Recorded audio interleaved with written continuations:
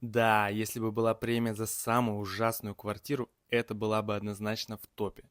Но нас это не напугало, и мы решили ее купить. Ведь цена была очень привлекательная за 45 метров через дорогу от метро Приморская. Что мы будем с ней делать? Конечно, ремонт и продавать с прибылью, или как это называется модным словом, флиппинг. Работы, конечно, предстоит ой как много. Будем менять все. Что у нас из этого получится и сколько мы сможем заработать, я расскажу через пару месяцев. А пока следите в сторис за процессом.